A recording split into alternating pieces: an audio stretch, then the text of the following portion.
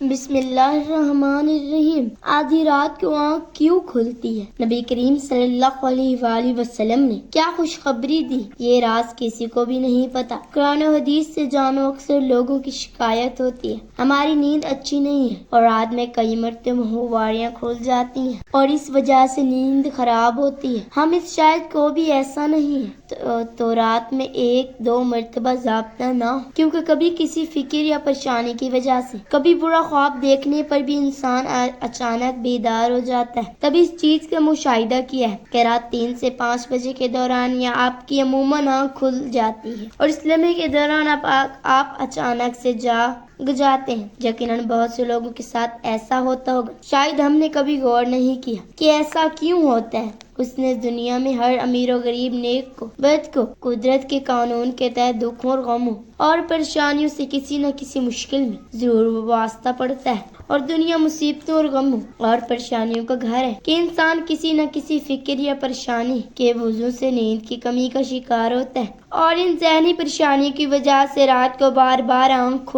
کھلتی رہتی ہے۔ لیکن عموماً ایسا ہوتا ہے کہ رات مخصوص وقت یعنی 3 سے 5 بجے کے دوران ہم اچانک سے جاگ جاتے ہیں۔ یہ صورتحال بہت ہی لوگوں کے ساتھ پیش آتی ہے۔ ایک انسان، کبھی آپ نے اس پر غور نہیں کیا ہوگا کہ ایسا کیوں ہوتا ہے؟ اگر ایسا ہو تو اس وقت آپ نے کیا کرنا ہے؟ تو چلو نبی کریم صلی اللہ علیہ وآلہ وسلم کی حدیث مبارکہ کی روشنی میں آپ کو بتاتے ہیں کہ ایسا کیوں ہوتا ہے۔ ناظرین، اگر آپ رات 3 سے 5 بجے کے درمیان اچانک نیند سے بیدار ہو جاتے ہیں، آپ کسی مرض میں مبتلا نہیں بلکہ خوش نصیب انسان ہیں، کیونکہ اس لمحے کے دوران آپ کا رب آپ کو یاد کرتا ہے۔ یہ رحمت کے فرشتے ہوتے ہیں جو آپ کو بار بار نیند سے اٹھاتے ہیں۔ رات کے وقت اللہ تعالیٰ اپنے بندوں کے زیادہ قریب ہوتا ہے تاکہ وہ ان کے لیے رحمت اور توبہ کے دروازے طرح کھول دے۔ حضرت ابو ہریرہ رضی اللہ تعالیٰ عنہ سے مروی ہے کہ رسول اکرم صلی اللہ علیہ وآلہ وسلم نے فرمایا، بزرگ بن کر پروردگار ہر آسمان پر نزول فرماتا ہے۔ ہمارا بزرگ بن کر پروردگار ہر رات آسمان پر نزول فرماتا ہے۔ جب آخری تہائی حصہ باقی رہ جاتا ہے تو آواز دیتا ہے، کون ہے جو مجھ سے دعا کرے اور میں اس کی دعا قبول کروں؟ کون ہے جو مجھ سے سوال کرے، اس کو اس کے مطلوبہ چیز عطا کروں؟ کون ہے جو مجھ سے بخشش طلب کرے اور میں اسے بخش دوں؟ کوئی توبہ کرنے والا، میں اس کی توبہ قبول کروں؟ کوئی سانس جسے میں عطا کر دوں یہاں تک کہ صبح طلوع ہو جاتی ہے۔ ناظرین، حدیث کا مقصد یہ ہے کہ آپ کو اس قیمتی وقت کی اہمیت بتاتے چلیں کہ یہ وقت کتنی اہمیت کا حامل ہے۔ جب ہمارا مالک خود ہی آواز دیتا ہے، مانگ لو مجھ سے سو بھی، اس وقت مجھ سے مانگا ہے۔ اگر آپ کی آنکھ 3 سے 5 بجے کے دوران کھل جاتی ہے تو فوراً اٹھ جائیں اور اپنے رب سے اپنے لیے مانگ لیں، اور ان فرامین کا سائنسی فائدہ بھی جان لیجیے، کیونکہ ہمارے ہاں بعض لوگ ہر چیز میں سائنسی وجوہات ڈھونڈنے کی کوشش کرتے ہیں تو ان کو سائنس وجہ بھی بتا دیتے ہیں۔ سیدنا عبادت سے روایت ہے کہ انہوں نے کرم صلی اللہ علیہ وآلہ وسلم کو فرماتے ہوئے سنا، آپ صلی اللہ علیہ وآلہ وسلم نے فرمایا، جو شخص رات کو ذات اٹھے اور دعا کرے، یا اللہ مجھ کو بخش دے، اس کی دعا قبول ہوگی۔ اگر وضو کرے اور نماز پڑھے تو نماز قبول ہوگی۔ یہاں نماز سے مراد نمازی تہجد ہے۔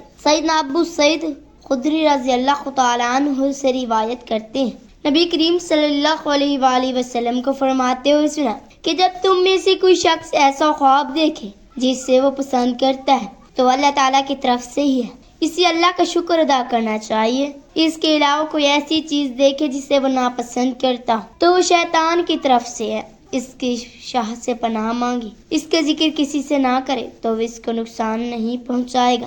اکثر لوگ برے خواب بیان کر رہے ہوتے ہیں اور تعبیرات پوچھ رہے ہوتے ہیں، تو اس بات کو محفوظ رکھیں کہ بہتر ہے کہ آپ برے خوابوں کی تعبیر نہ پوچھیں، اور جب بھی رات کو آنکھ کھلی تو نبی کریم صلی اللہ علیہ وآلہ وسلم کے ان فرامین پر ضرور عمل کریں۔ اپنے رب سے اپنے لیے دعا مانگیں، دل کا سکون، رزق، شادی کی دعا، جائز حاجات، اولاد کی دعا۔ اگر آپ کا بستر سے اٹھنے کا دل نہیں کرتا تو پہلی حدیث سے مبارکہ پر اور عمل کر کے 2 سے 5 منٹ کے لیے دعا کریں۔ اس وقت آپ کو بار بار پکارا جاتا ہے کہ اے انسان، آپ کو جس مقصد کے لیے پیدا کیا گیا ہے اسے پہچانو اور اسے پورا کرو۔ ناظرین، قرآن مجید کی صورت میں اللہ تعالیٰ اپنے مومن بندوں کی یہ صفت بیان فرمائے۔ وہ رات کے وقت تھوڑا عرصہ سویا کرتے تھے اور آخر رات میں مغفرت مانگا کرتے تھے۔ ہر چیز کی پیدا ہونے کا ایک پرورش پانے کا ایک خاص موسم ہوتا ہے اور خوبصورتی بہار کے موسم میں دیکھنے کو ملتی ہے۔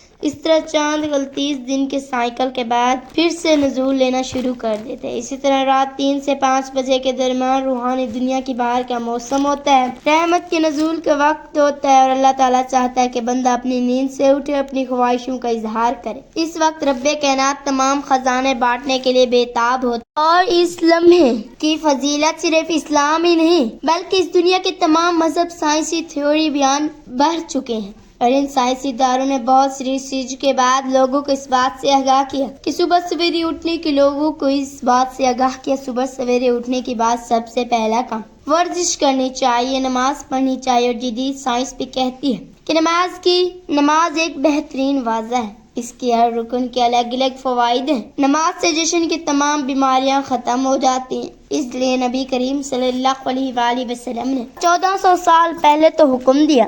آج اربوں روپے خرچ کر کے سائنس اس کو سچ ثابت کرنے لگی ہے۔